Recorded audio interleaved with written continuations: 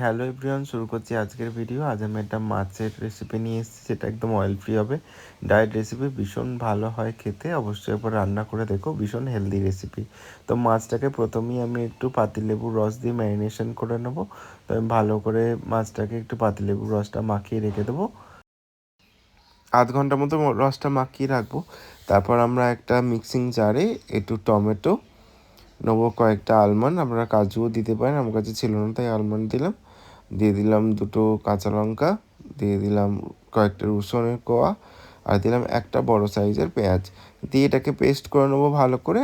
আর একটা কড়ায় অল্প একদম 4-5 ফোঁটা তেল নিয়েছি একটু কালো জিরে, কাঁচা লঙ্কা, শুকনো লঙ্কা ফোড়ন দিলাম একটা তেজপাতা। দিয়ে ফোড়নটা 10-15 সেকেন্ড মতো হতে দেবো।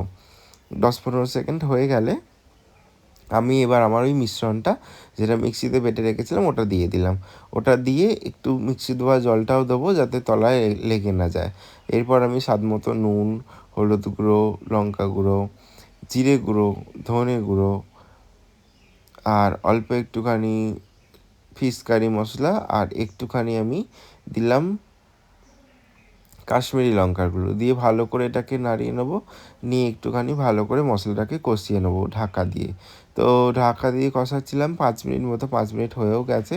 খুব অল্প করেই তেল দিয়েছিলাম, আর সেই তেলটা ওপরে উঠেও এসেছে। তো এই পর্যায়ে মশলাটা হয়ে গেছে, আমি মাছগুলো দিয়ে দিলাম। মাছগুলো দিয়ে ভালো করে কষিয়ে নেবো 4 থেকে 5 মিনিট মতো। খুব হালকা হাতে কষাতে হবে। লেবুর রসটা আমি দিয়ে দিলাম। লেবুর রসটা দিয়ে দিলাম, তার কারণ একটু টক ভাবটা তাহলে আসবে। এটা একটু ভালো করে নাড়িয়ে নেবো 5 মিনিট মতো।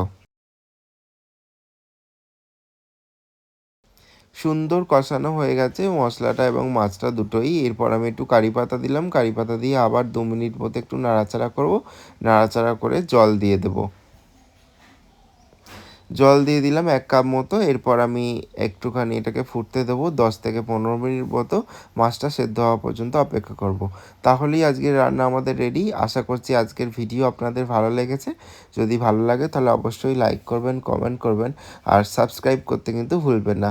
এরকম নতুন নতুন রেসিপি নিয়ে আমি আসতে থাকবো। প্লিজ একটু সাপোর্ট করুন, তাহলে যাতে আমার রান্নার করার ইচ্ছাটা অনেকটা বেড়ে যায়। থ্যাংক ইউ পুরো ভিডিওটা দেখার জন্য, আমার পাশে থাকার জন্য।